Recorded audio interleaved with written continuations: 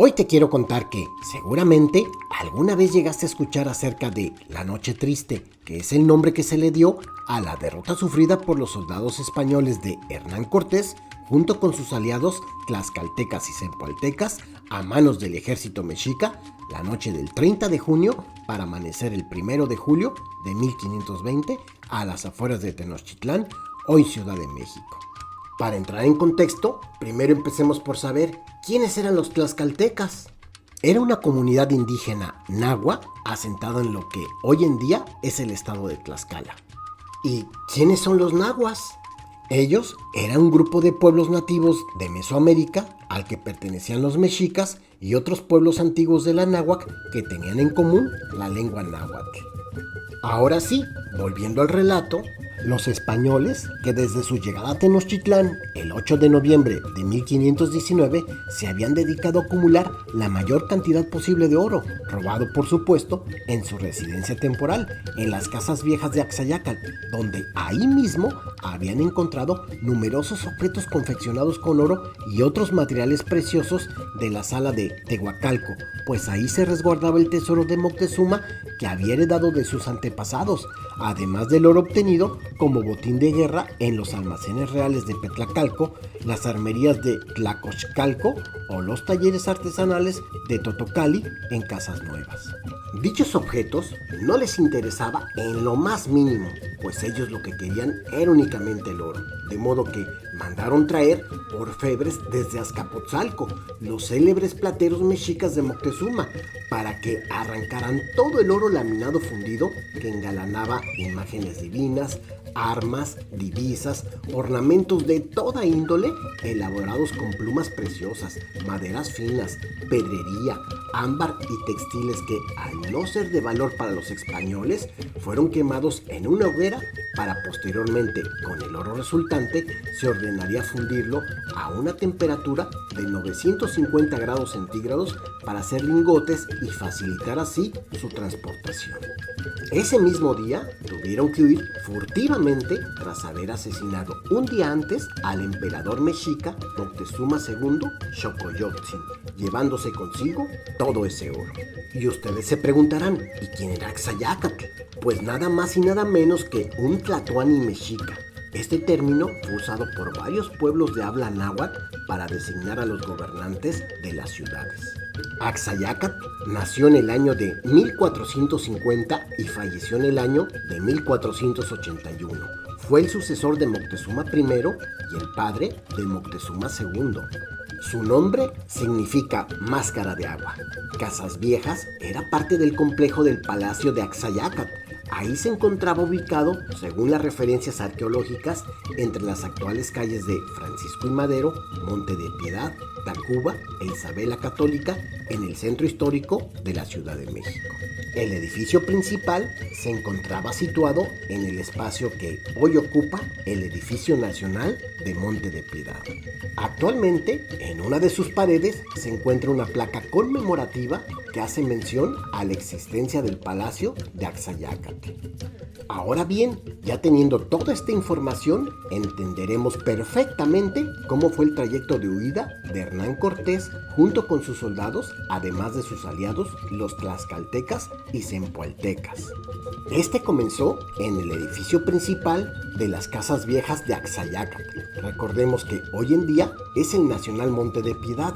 Continuaron por toda la calzada de Tlacopan, hoy en día llamada Calle de Tacuba, hasta antes de cruzar el actual eje Lázaro Cárdenas, porque ya cruzando se llama Avenida Hidalgo, aunque antiguamente seguía llamándose Calzada de Tlacopan, todo esto en el centro histórico de la Ciudad de México. De ahí continuaron todavía por toda la calzada Tlacopan hasta el Árbol de la Noche Triste, ubicado en Popotla, en la calzada México-Tacuba.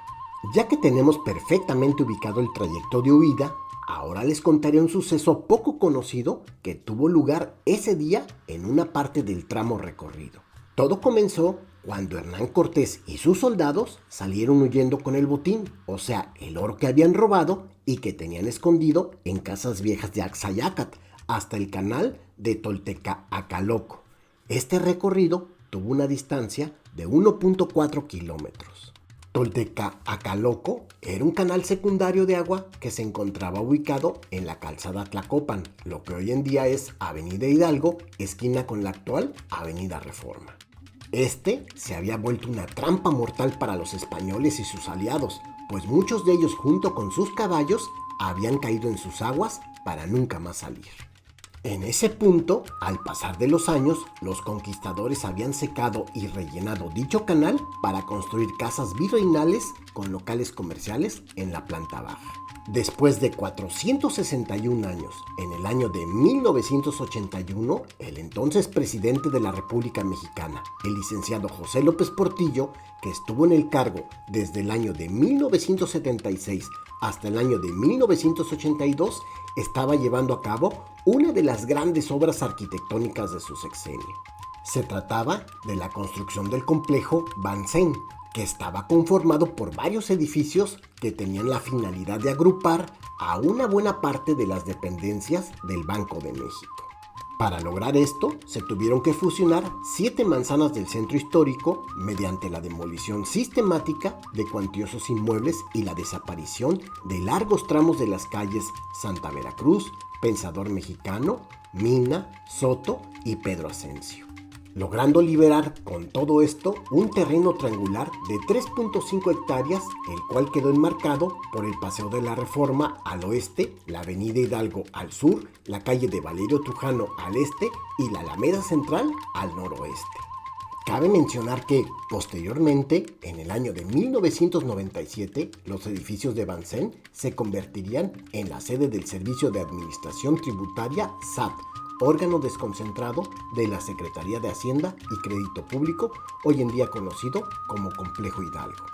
Pero regresando en el tiempo, para realizar las obras del ya mencionado Complejo Bansen, en el año de 1979, el Instituto Nacional de Antropología e Historia, INAH, tuvo que conformar un grupo de especialistas para supervisar las excavaciones, pues era más que obvio que encontrarían vestigios arqueológicos.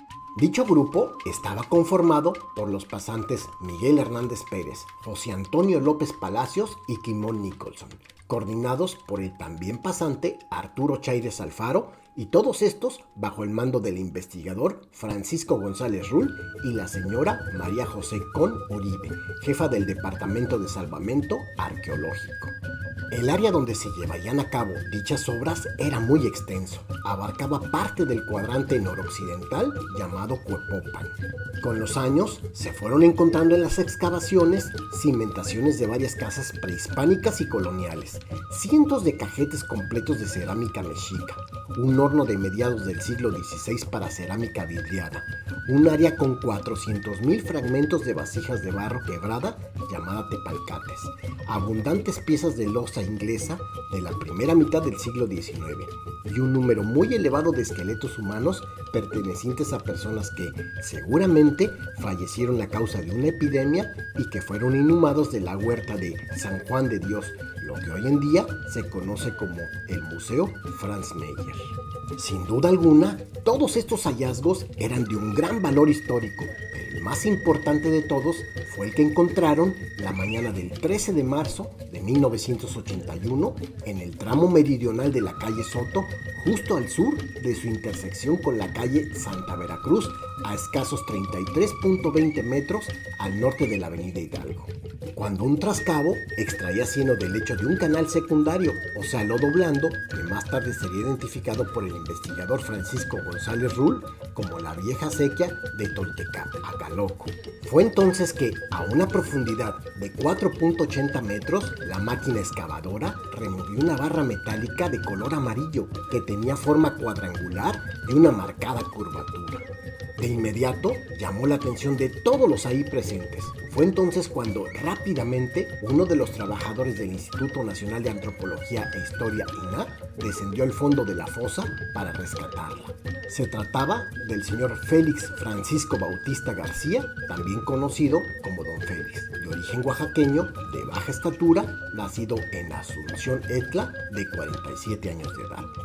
Por supuesto que los ingenieros de la compañía Excavaciones y Cimentaciones Sexa, ni tardos ni perezosos, de inmediato trataron de arrebatársela para quedarse con ella, posiblemente por la codicia, pues su valor era incalculable, pero don Félix no se acobardó y comenzó a forcejear con ellos por un lapso de media hora. La discusión subió de tono y se convirtió en gritos, al grado que tuvieron que intervenir los agentes de la policía para poner orden y ponerla a resguardo. Después de dirimir entre las partes involucradas, se le entregó a los arqueólogos que, sin perder más tiempo, de inmediato fueron a un pasaje de la avenida Juárez en busca de un joyero que certificara si realmente se trataba de una barra de oro. A los pocos minutos llegó el tan esperado joyero al lugar de las excavaciones. De inmediato fue llevado hasta donde se encontraba la barra para que pudiera examinarla. Al estar parado frente a ella, la tomó entre sus manos para observarla detenidamente, como buscando alguna marca que pudiera indicar la pureza de esta. Pero lo que veía lo dejaba absorto, pues jamás había visto una barra de ese tipo y menos de ese tamaño y peso. Enseguida sacó de entre las cosas que traía en su bolsa una lupa, una piedra de Arkansas, un frasquito que contenía ácido nítrico y después de realizarle varias pruebas, la aquilató. Posteriormente, levantó la mirada y mirándolos fijamente, guardó silencio por varios segundos para después darles la gran noticia.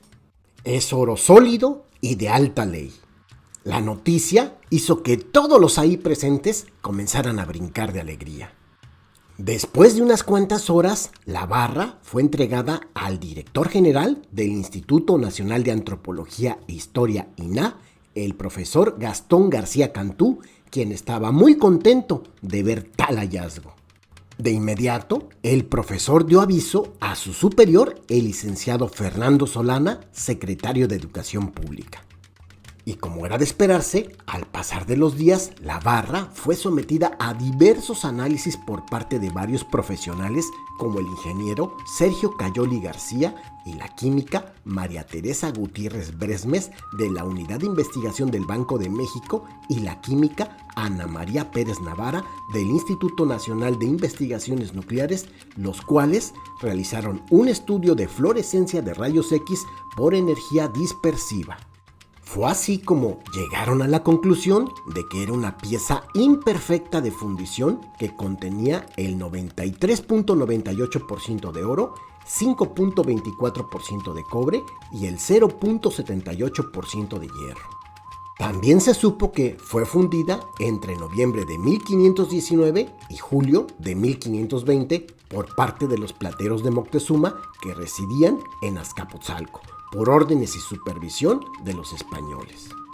Ya teniendo la certeza de que se trataba de una pieza genuina, se procedió a la presentación oficial ante los medios de comunicación el 25 de marzo de 1981.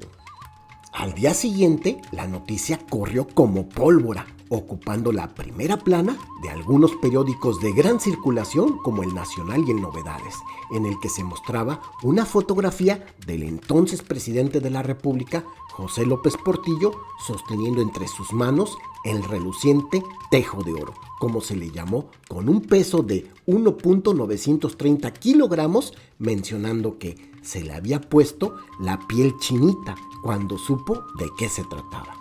Y agregó diciendo que era un testimonio histórico de primera magnitud porque esta es la explicación de la conquista de México y esta es la explicación de ese drama que fue la Noche Triste. Este es, en suma, uno de los testimonios grandes, dramáticos de nuestra identidad nacional. Y continuó mencionando que la pieza será exhibida en su oportunidad para que todo el pueblo de México pudiera verse aquí, en este tejo. Esto no sucedió de manera tan inmediata como lo mencionó el señor presidente, pues se tardaron 6 años en exhibirla.